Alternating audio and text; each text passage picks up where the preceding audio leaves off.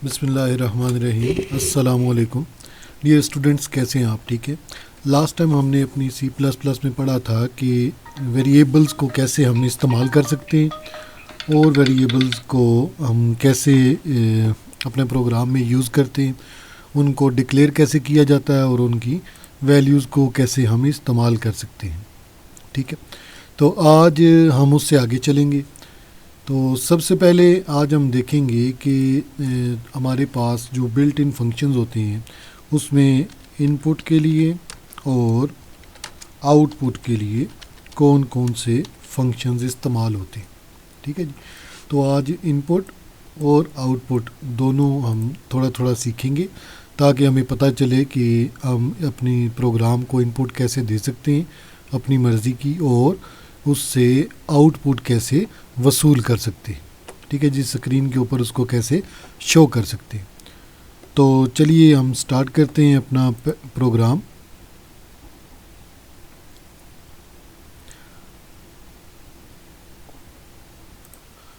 जी तो स्टूडेंट्स, हम अपना काम शुरू करते हैं। सबसे पहले हम हैश इंक्लूड stdio.h ये हम लिखेंगे। आप सबको अभी तक पता चल चुका है कि ये एक हेडर फाइल है जो कि हमारी इनपुट और आउटपुट को कंट्रोल करती है।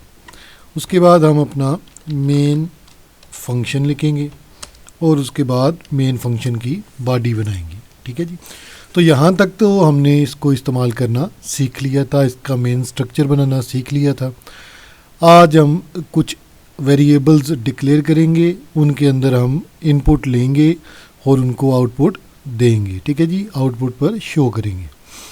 तो याद रखें स्टूडेंट्स, हम दो फंक्शंस अपना सी प्रोग्राम में इस्तेमाल करते हैं। इनपुट के लिए हम इस्तेमाल करते हैं स्कैन एफ। ठीक है जी, स्कैन एफ को हम गोल ब्रैकेट्स के साथ इस्तेमाल करते हैं और इसके अंदर जो भी इनपुट हमने लेनी हो वो हम डबल कोट्स के अंदर लेते हैं। ठीक है जी, और क्योंकि लास्ट टाइम हमने पढ़ा था कि इंटीजर हो तो उसको हम कैसे फॉर्मेट स्पेसिफायर के ज़रिए बताते हैं। अगर आपको याद हो तो हमने पढ़ा था कि उसको परसेंटेज डी के ज़रिए शो किया जाता है। ठीक है जी। तो स्कैन एफ में सिर्फ ये नहीं आएगा कि हमने परसेंटेज डी लिख दिया तो वो हो गया, बल्कि हम उसके साथ कॉमा लगाएंगे और फिर हमें उसमें बताना पड़ेगा कि ये जो वैल्यू आएगी यहाँ पे जो हम इनपुट देंगे वो कौन सी वैल्यू के अंदर जानी चाहिए, कौन से वेरिएबल के अंदर जानी चाहिए। तो उस वेरिएबल का नाम लिखने से पहले हम क्या करेंगे, एम्परसेंड लगाएंगे। ठीक है जी।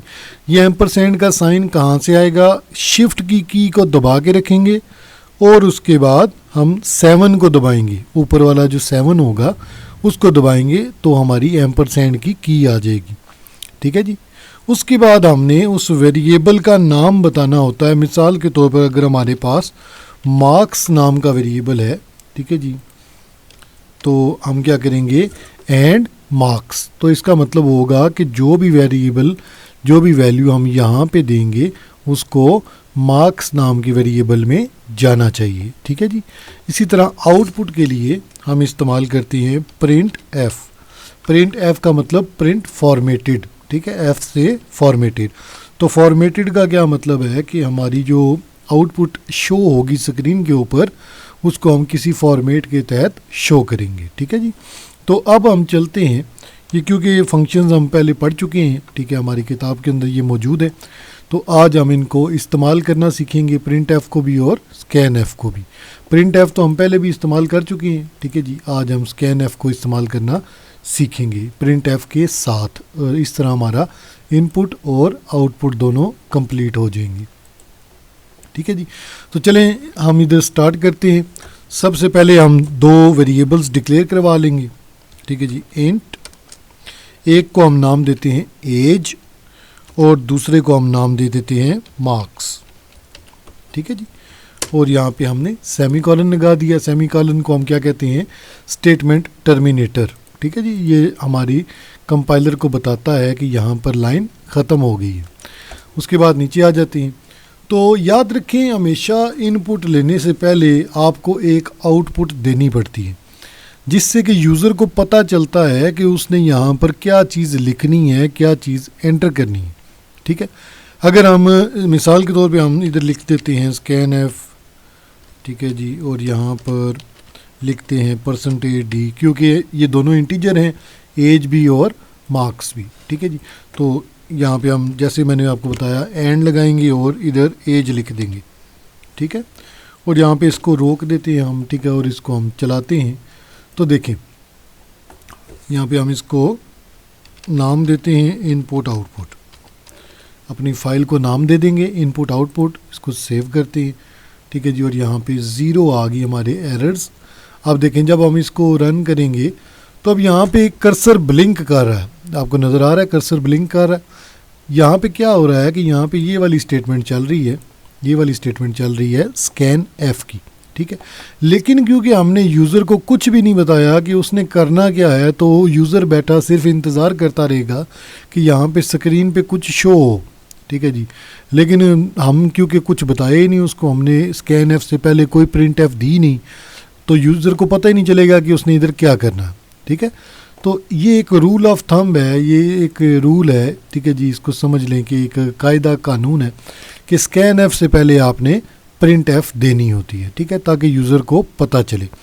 तो अब देखें, अब हम जब इधर एक प्रिंट एफ देते हैं, प्रिंट एफ, और डबल कोट्स के अंदर हम लिखेंगे एंटर योर एज, ठीक है जी, और इधर एक कॉलन दे देते हैं ताकि खूबसूरत सा नज़र आए, ठीक है। अब देखें जी, जब हम अपनी स्क्रीन के ऊपर ये देखें, ये क्योंकि स्कैन एफ से पहले प्रिंट एफ आ रही है तो पहले ये शो होगी और उसके बाद स्कैन एफ के अंदर एज वाले वेरिएबल के अंदर जो भी हम लिखेंगे वो चला जाएगा, ठीक है जी। अच्छा, अब जब ये वाली स्टेटमेंट हमारी चलेगी स्कैन एफ, तो वहाँ पे हमारा कर्सर जो है इस तरह ब्लिंक करना शुरू कर देगा स्क्रीन के ऊपर, वो इंतज़ार करना शुरू कर देगा कि स्कैन एफ को हम कोई वैल्यू दे के एंटर करें। आपको बात समझ आ रही, ठीक है जी। अभी देखते हैं इसको, पहले हम करेंगे कंपाइल और उसके बाद इसको हम करेंगे रन। अब देखें, अब क्योंकि यूज़र को ये चीज़ नज़र आ रही है एंटर योर एज, ठीक है जी, तो इसका मतलब है अब यूज़र को पता है कि उसने यहाँ पर क्या चीज़ एंटर करनी है। मैं मिसाल के तौर पे यहाँ पे 25 लिखता हूँ और इसको एंटर करता हूँ, तो क्योंकि हमने उसके बाद कोई भी स्टेटमेंट नहीं लिखी तो 25 जो है वो चला गया एज के अंदर, एज जो वेरिएबल है हमारा यहाँ पे इसके अंदर, और यहाँ पे क्योंकि उसके नीचे कोई और चीज़ मौजूद नहीं है तो प्रोग्राम ख़त्म हो गया हमारा, ठीक है। आपको बात समझ आ रही है, ठीक है जी। अब हम क्या करेंगे, अब हम इसके नीचे एक और प्रिंट एफ देते हैं जिसमें हम एज का वेरिएबल प्रिंट करवाएंगे, ठीक है जी। तो देखें, हम शुरू में जब इसको कोई वैल्यू देते हैं, इनिशियलाइज़ कर देते हैं, इनिशियलाइज़ करना भी आपने सीखा हुआ है, ठीक है।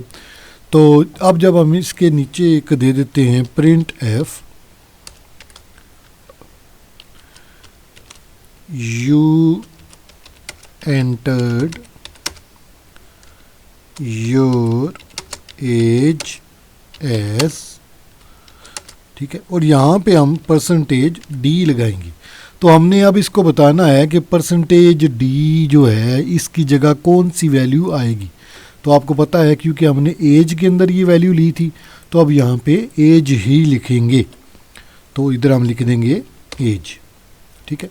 अच्छा, यहाँ पे एक आम गलती जो है जो हम स्कैन एफ और प्रिंट एफ में कर जाते हैं कि क्योंकि प्रिंट एफ के साथ हम इधर एंड नहीं लगाते एम्परसेंड जो ये वाला, ठीक है जी, तो हम कई मरतबा स्कैन एफ जब लिखते हैं तो ये हम लगाना भूल जाते हैं, ठीक है। तो स्कैन एफ में इनपुट लेते हुए ये एक आम गलती है जो कि प्रोग्रामर कर जाते हैं, ठीक है। लेकिन उसको जो हमारा प्रोग्राम है, जो कंपाइलर है, वो उसको जब हम कंपाइल करेंगे तो वो उसको पकड़ लेता, ठीक है। ये कोई इतनी ज़्यादा घबराने वाली बात नहीं है, ठीक है जी। तो अब देखें, अब हमने इधर तीसरी स्टेटमेंट भी लिख दी। अब जब हम इसको कंपाइल करेंगे और उसके बाद उसको रन करेंगे तो देखें, अब जब मैं इधर 25 लिखता हूँ तो मैंने एंटर दबाया तो ये क्या आ गया, you enter your age age. अब देखें, इधर उसने %d नहीं लिखा, इधर उसने जो एज का वेरिएबल है उसके अंदर जो हमने वैल्यू डाली है वो लिखी है उसने, यानी कि 25, ठीक है। देखें, जब पहली लाइन चली ये वाली तो इसने लिखा एंटर योर एज और यहाँ पे ये ब्लिंक करना शुरू हो गया। जब तक हम ये वाली स्कैन एफ को यहाँ पर एज के वेरिएबल में कोई वैल्यू नहीं देंगे तब तक ये यहाँ पर ब्लिंक करता रहेगा। जो ही हमने इधर वैल्यू लिखी और उसको एंटर किया तो उसके नीचे वाली वैल्यू ये वाली स्टेटमेंट चल पड़ी, you entered your age age. ठीक है, अब क्योंकि यहाँ पे परसेंटेज डी लिखा हुआ है और हमने उसको बताया हुआ है कि इसको एज के साथ रिप्लेस करना है, और एज में यहाँ पर जो भी वैल्यू हमने दी थी यानी कि यहाँ पे 25 दी है तो वो 25 आ चुकी है इसके अंदर। ठीक है जी, तो जब ये रिप्लेस करेगा तो यहाँ पे स्क्रीन पे क्या लिखा हुआ आएगा, 25। ठीक है जी, आपको मेरा ख्याल है कि बात समझ आ गई होगी। इसके बाद हम दोबारा एक और प्रिंट एफ देते हैं इसको। ठीक है जी, प्रिंट एफ, और यहाँ पे हम लिखते हैं एंटर योर मार्क्स। ठीक है, और सेम हम कोडिंग करेंगे यहाँ पे, ये सिर्फ आपकी प्रैक्टिस करवाने के लिए है। स्कैन एफ करेंगे और स्कैन एफ के अंदर हम क्या लिखेंगे जी, परसेंटेज डी। ठीक है जी, और कामा लगा के जो आम गलती है उसको हम नहीं दोहराएंगे बल्कि उसको देख के उसको हल करेंगे, यानी कि शिफ्ट दबा के 7 दबाएंगे तो एंड आ जाएगा, और उसके बाद हम लिखेंगे मार्क्स। ये कौन से मार्क्स हैं, ये वाला जिसके अंदर 0 मौजूद है। ठीक है जी, तो अब यहाँ पे हम उसको सेमी कॉलन लगा देते हैं। ठीक है जी, तो ये स्टेटमेंट यहाँ पर ख़त्म हो गई। अब दोबारा हम उसको प्रिंट भी करवाना चाहते हैं ताकि हमें पता चले कि जो मार्क्स के अंदर हमने वैल्यू यहाँ पे एंटर की है क्या वाकई वो एंटर हुई भी है या नहीं हुई। तो हम क्या करेंगे जी, प्रिंट एफ, ठीक है जी, योर मार्क्स आर, और यहाँ पे क्या लिखेंगे जी, बिल्कुल परसेंटेज डी। ठीक है, और यहाँ पे हम कॉमा लगाएंगे। अब देखिए प्रिंट एफ के अंदर एम्परसेंड नहीं लगाना। ठीक है, वो सिर्फ स्कैन एफ के अंदर लगाते हैं हम। ठीक है जी, यहाँ पे सिंपली हम क्या करते हैं, जिस भी वेरिएबल को प्रिंट करवाना चाहते हैं उसका नाम लिख देंगे और यहाँ पे सेमी कॉलन लगा देंगे। ठीक है जी, अब जब हम इसको कंपाइल करेंगे, देखें 0 एरर आ गया। ठीक है जी, उसके बाद अब हम इसको रन करेंगे तो सबसे पहले हम क्या एंटर करेंगे, एज। तो एज हम एंटर करते हैं 30, एंटर किया। अब देखें जी, उसने लिखा you entered your age age 30। अब देखें क्योंकि हमने वहाँ पे \n नहीं दिया न्यू लाइन पे जाने के लिए, तो एंटर योर मार्क्स जो है वो उसके साथ ही प्रिंट हो गया। ठीक है जी, चलिए इधर मार्क्स लिखते हैं, हम लिखते हैं जी कि 60 मार्क्स आए हैं हमारे। अब हम इसको एंटर करेंगे तो उसने क्या किया, योर मार्क्स आर 60। अब हम ये जो गलती है हमारी सिंटैक्स की, इसको हम इसको ठीक करते हैं और हम क्या करेंगे, यहाँ पर एंटर योर मार्क्स की जगह \n लगा देंगे। ठीक है जी, इससे पहले, तो इससे पहले जब \n लगाएंगे तो क्या होगा, ये न्यू लाइन पे चला जाएगा। इसको एक मरतबा फिर कंपाइल करते हैं और इसको रन करते हैं। यहाँ पे 30 लिखते हैं। अब देखिए उसने क्या किया, you enter your age age 30 और एंटर योर मार्क्स अब नीचे वाली लाइन पे आ गया क्योंकि यहाँ पे ई से पहले हमने \n लगाया था। ठीक है जी, अब हम इधर 60 लिखते हैं, एंटर करते हैं तो योर मार्क्स आर 60। ठीक है, नज़र आ रहा है आप सबको। ठीक है जी, अब हम देखते हैं ज़रा कि क्या जब हम इधर से स्टार्ट करते हैं तो उस वक्त इन वेरिएबल्स की वैल्यूज़ क्या थी। ठीक है, और बाद में क्या चेंज हुई। तो यहाँ पे हम सिंपल एक प्रिंट एफ लिख लेते हैं, प्रिंट एफ, और यहाँ पे हम प्रिंट करवा लेते हैं द एज वैल्यू इज़। ठीक है जी, तो यहाँ पे क्या लिखेंगे, %d और उसके बाद एज।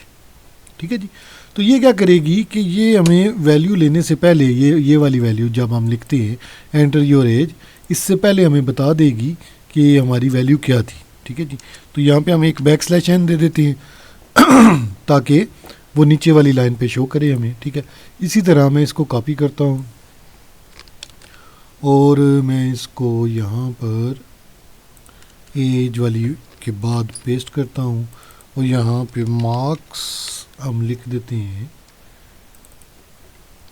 वो भी हम पहले एंटर, कोई भी वैल्यू उसमें एंटर करने से पहले हम उसमें प्रिंट करवा लेते हैं और देखते हैं कि उससे पहले उसकी क्या वैल्यू थी और उसके बाद उसकी क्या वैल्यू हो गई। ठीक है जी, अब हम इसको कंपाइल करते हैं और फिर इसको रन करते हैं। देखिए जी, वो कह रहा है कि अभी एज की वैल्यू जो है वो क्या है, 0 है, 0 है। ठीक है, नज़र आ रही है आप लोगों को, क्योंकि हमने इसको इनिशियलाइज़ किया था 0 के साथ और मार्क्स को भी इनिशियलाइज़ किया था 0 के साथ। अब हम इधर लिखते हैं एज हम लिखते हैं 25। तो देखिए यहाँ वो कह रहा है you entered your age age 25। अब साथ ही उसने बता दिया कि मार्क्स में जो वैल्यू है वो 0 है। ठीक है जी, तो अब हम इधर अपना मार्क्स भी एंटर करेंगे। हम लिखते हैं जी 60 मार्क्स। अब जब हम इसको क्लिक करते हैं, इसको एंटर करते हैं, तो उसने हमारे मार्क्स भी हमें बता दिए। तो देखें जी कि एज में सबसे पहले 0 थी, उस पर फिर हमने वैल्यू दी और एज की वैल्यू फिर 25 होगी। उसके बाद मार्क्स की वैल्यू उसने हमें शो की कि 0 है। ठीक है जी, फिर उसमें जब हमने एंटर किया 60, तो वो क्योंकि उस मार्क्स के अंदर चला गया, तो जब हमने दोबारा इसको शो किया तो यहाँ पर 60 आ गया। ठीक है जी, तो ये एक इनपुट स्टेटमेंट है जी। ठीक है, जो स्कैन एफ हम इस्तेमाल करते हैं। ठीक है, ये वाली। और ये एक आउटपुट स्टेटमेंट है जो कि प्रिंट एफ है। ठीक है जी, अब आपको समझ आ गई होगी, उम्मीद है मुझे आपकी ये जो कॉन्सेप्ट हैं वो क्लियर हो गए होंगे कि प्रिंट एफ एक आउटपुट स्टेटमेंट है जबकि स्कैन एफ एक इनपुट स्टेटमेंट है। ठीक है जी, इसी तरह प्रिंट एफ में जब हम आर्गूमेंट्स देते हैं तो यहाँ पर वेरिएबल के नाम के साथ सिर्फ कामा आता है और कुछ भी नहीं आता। ठीक है, जबकि स्कैन एफ में जब हम इसको देते हैं आर्गूमेंट तो यहाँ पर उस वेरिएबल के नाम के साथ एम्पर्स एंड भी आता। ठीक है, ये बात आपने हमेशा याद रखनी है ताकि हम इसमें गलती ना करें। ठीक है जी, आज का जो हमारा लेक्चर था वो इतना ही था। आज हमने अपने लेक्चर में पढ़ा कि वेरिएबल्स को इनिशियलाइज़ कैसे करते हैं, यानी कि पहली मर्तबा उनको वैल्यू कैसे देते हैं। फिर उसके बाद उनकी पहली वैल्यू हमने प्रिंट करा के देखी कि उसमें क्या वैल्यू है फ़िलहाल। फिर हमने एक आउटपुट दी कि अपनी एज लिखें और फिर इनपुट ली हमने स्कैन एफ के ज़रिए। ठीक है जी, तो एक बिल्ट इन फंक्शन जो है वो स्कैन एफ है हमारे सी लैंग्वेज के अंदर। बिल्ट इन फंक्शन कौन से होते हैं जी? ऐसे फंक्शंस जो लैंग्वेज को बनाने वाले उस लैंग्वेज के अंदर पहले से लिख कर रख देते हैं। तो ये दोनों फंक्शंस जो हैं प्रिंट एफ और स्कैन एफ, ये दोनों stdio.h की फ़ाइल के अंदर पहले से लिखे हुए हैं, महफूज किए हुए हैं, सेव किए हुए हैं। ठीक है जी, इसीलिए हम डायरेक्ट इनको इस्तेमाल कर सकते हैं। ठीक है, तो फिर इन दोनों को इस्तेमाल करते हुए हमने इनपुट और आउटपुट करना सीखा। आज का हमारा जो लेक्चर था वो यहाँ तक ही था। अगर आप लोगों के जहन में कोई क्वेश्चन है तो आप लोग कमेंट्स में पूछ सकते हैं और मुझे बता सकते हैं। ठीक है जी, बहुत शुक्रिया। अल्लाह हाफिज़।